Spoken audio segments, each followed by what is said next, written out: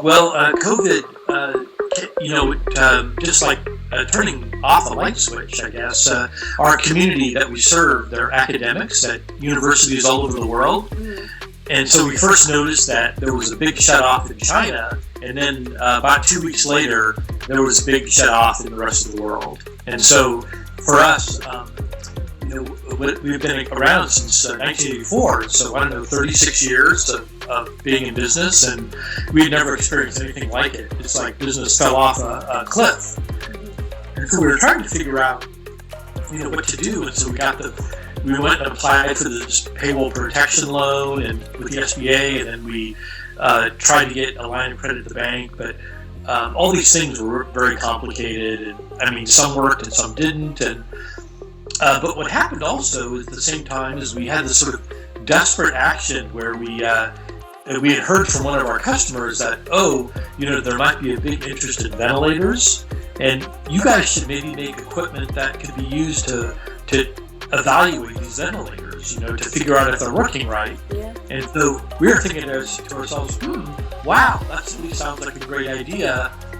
And so we looked into it, and so we put together like a little flyer, like a one-page flyer, and we put it out on a press release, and we called it a ventilator validation kit. And I don't know, for whatever reason, our timing was like perfect.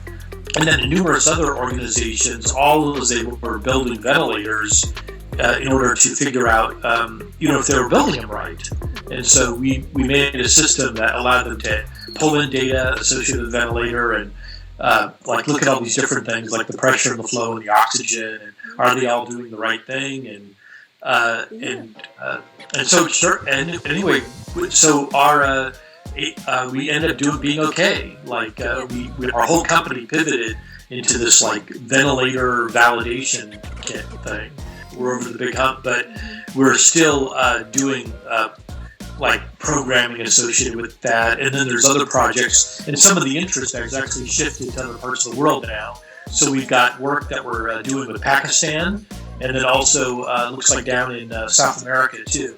Yeah, we would never ever have gotten into this business had it not been for COVID, and it just turned out that we were pretty well suited for it. We had the right bag of tricks to do it, and then it's got us thinking, well, wow, we're pretty good at medical test equipment. Maybe we should look at other kinds of medical test equipment. So it's kind of encouraged us to think a little bit about that. But there were a number of initiatives that we started all at once. And the ventilator thing was one of them, but we started this initiative too for another project related to academics and specifically teaching students, because none of the students can go back to school right now. And so there's this need to be able to do a laboratory on physiology, but be able to do it at home.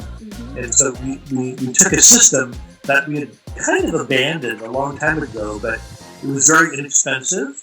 And but that turned out to be a saving grace here, because we can retool it, rethink it a little bit, and then offer it for this remote learning laboratory environment, so students could still do a lab, but they could do it at home. A little mini evaluator that plugs into their computer that can collect their heartbeats or their brainwaves, and then there's a curriculum associated with that. Yeah, in both those cases, they were just things that we would never have done.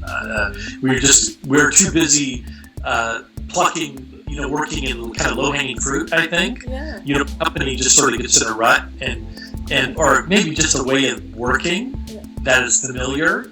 And we had just been in that mode for probably, 20 years. And so now the rug got pulled out from underneath us, and the entire company is pivoting into these sort of new areas because the conventional work has just dropped. We hope it'll come back, but so far it's hasn't seemed like it's been staying away, So we need to keep the company open at least a little bit, because we build things for manufacturer. And so we had to think about the state of California requirements and, how we would be classified as an essential business. And so we had to make letters that went to all of our employees declaring that, don't worry if you get stopped by a police officer, you can show them this letter, and, you actually can work. And, how does it work to work from home, and setting up the software systems for people to deal with that, and just all the details related to completely uprooting the office and trying to reimagine it another way. So a huge amount of like learning new software, like, Microsoft Teams, and then, your email's not right, or the passwords are screwed up, or, and our IT manager, information technology manager, is just like going crazy completely. And probably if there was a hero in this whole thing, I would guess it would be this individual, this IT manager who took it from one domain where we could all like talk to each other face to face and resolve problems to now having to talk over screens. And he was just kind of a champion. Without him, I don't know, we would have just probably crashed and burned, probably. Well, I think at Biopac we'll just be, we already had been pretty flexible about that, working at home, but now even more so, I think. It's just too good. It like works too well. The systems are in place. We understand them. It was a little bit of a struggle to get there, and that's probably why we wouldn't have done it had we not been, sort of encouraged to. But now that we've crossed over the hump, we're going, this is like pretty good, actually.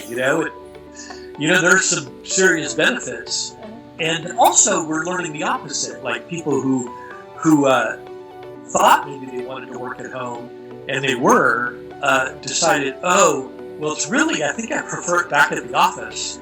And, so it's funny, it's rolled both ways. After people got a taste of it, it intrudes when you're at home, it slides into the home framework a bit. Yeah. And so work starts spreading out, like it's not confined necessarily to the 8 hours. Yeah. We have to get better at that, and learning respect boundaries and everything.